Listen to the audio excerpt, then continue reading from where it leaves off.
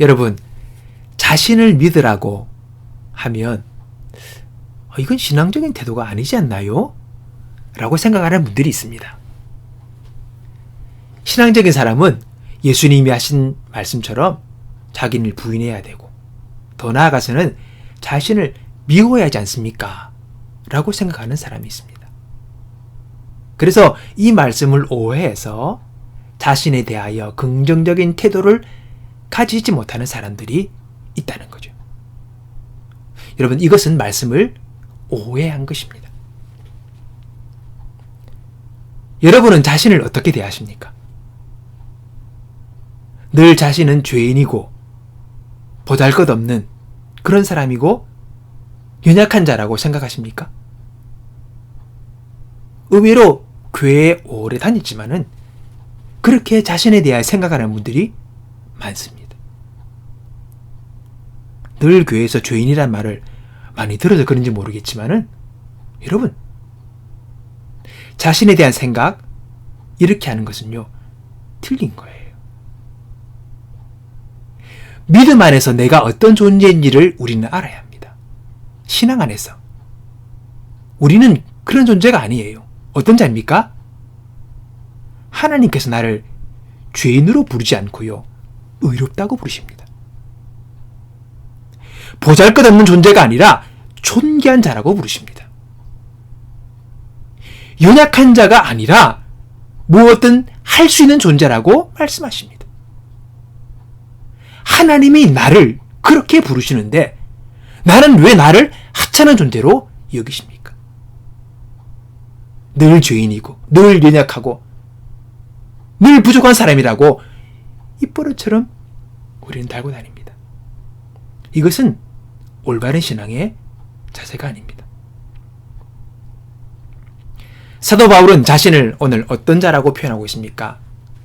영문 성경은 I can do, 나는 할 수 있다라고 합니다. 나는 할 수 있다라고 바울은 이야기합니다.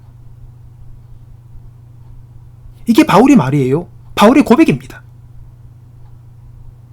우린 흔히 나는 아무것도 못합니다. 하나님이 다 하시죠. 이런 말을 하는 사람들을 종종 듣게 됩니다. 어느 정도 인사성 발언이기도 하지만은 신앙적인 말이 아닙니다. 우리는 이렇게 말해야 합니다. 예, 할 수 있습니다. 해보겠습니다. 여러분, 이게 신앙인의 말이에요. 여러분, 잘 아셔야 합니다. 사도 바울은 오늘 본문에서 뭘 할 수 있다고 말했습니까? 자신은 어려운 형편에 있든지 또는 넉넉한 형편에 있든지 어렵다고 기가 죽거나 낙심하고 걱정하지 않는다는 거죠. 또 자기가 넉넉하다고 해서 자만하거나 나태하지 않는다는 것입니다. 어느 형편에 있든지 마음의 평안함을 가지고 상황에 흔들리지 아니하고 자기에게 주어진 그 길을 넉넉하게 살아갈 수 있다는 거예요. 어떻게 그럴 수 있습니까?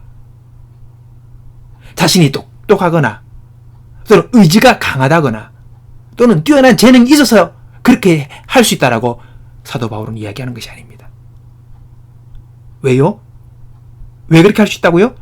자기에게 능력을 주시는 하나님이 계시기에 자기는 다 할 수 있다고 고백합니다.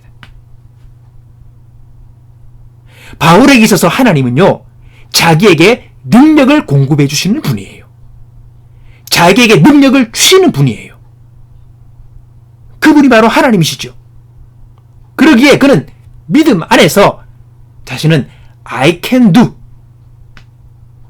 뒤에 보면 all things, 모든 것을 나는 할 수 있다는 겁니다. 여러분, 이게 믿음이에요. 이게 신앙이에요. 된다는 겁니다. 할 수 있다는 겁니다. 그게 신앙인의 고백입니다. 부족해요, 못해요, 안 돼요, 할 수 없어요. 이게 아니에요. 지금 어려운 상황에 놓인 사람은 누굽니까? 바울이죠. 여러 가지로 흔들릴 수 있는 상황이 될 수 있다는 거죠. 그러나 또 보세요. 그 환경을 이겨내야 하는 사람은 또 누굽니까? 바울입니다. 결국은 바울이 견뎌야 되는 거죠. 그 어려움을. 바울은요, 하나님이 하신다고 하지 않았습니다. 그분을 믿는 믿음 안에서 내가 I can do, 내가 할 수 있다는 거예요.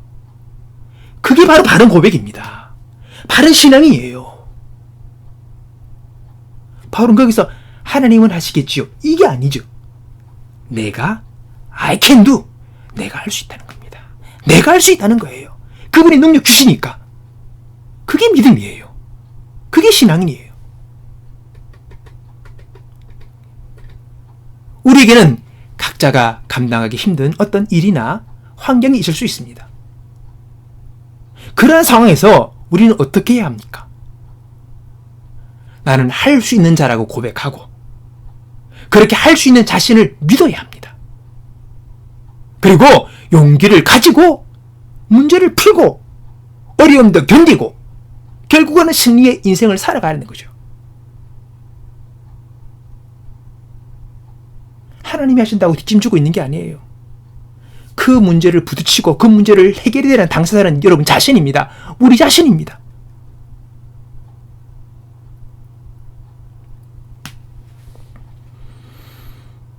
하나님은 누구를 사랑하십니까?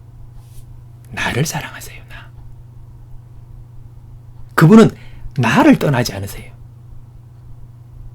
나를 도와주세요. 내게 능력 주세요. 나를 구원하시는 분이에요.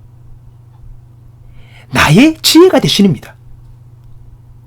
그렇다면 나는 어떤 존재입니까? 너무 대단하죠. 너무 소중한 겁니다. 할 수 있는 존재가 되는 거죠. 그분이 계시기에, 그분의 도움이 있기에. 나는 할 수 없는 존재, 하찮은 존재가 아니에요. 예수 안에서 나는 얼마나 대단한 존재인지를 우리는 알아야 합니다.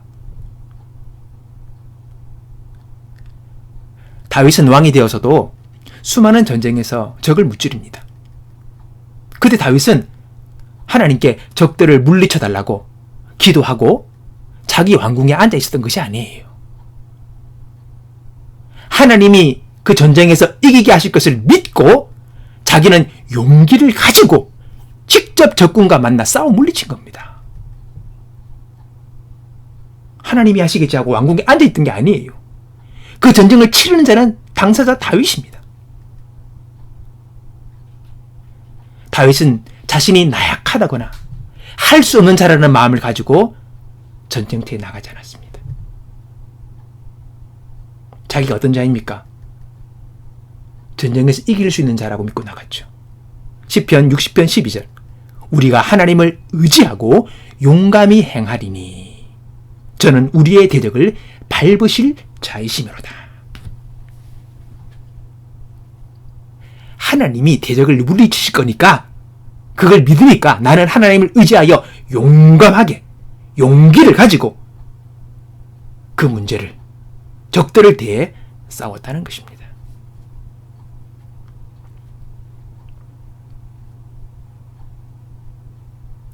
우리는 용기를 가져야 되는 겁니다. 그리고 용감히 행해야 되는 거죠. 하나님이 도우시기 때문에. 하나님은요, 한결같은 분이십니다.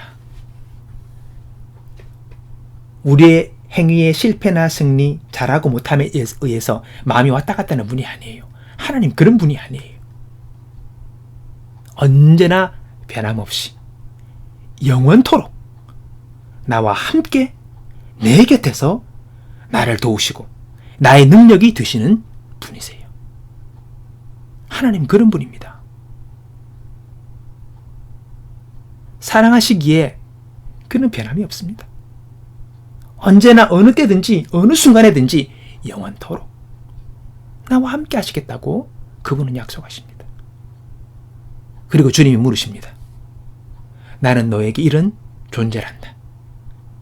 그렇다면 이제 너는 어떤 마음으로 세상을 살아가야겠니? 라고 물으십니다. 하나님이 나를 도우십니다. 그래서 우리는 할 수 있는 자입니다. 그러한 자신을 믿으시고 여러분의 삶의 자리에서 승리의 개가를 올리는 저와 여러분의 삶이 되기를 주님 이름으로 축복합니다.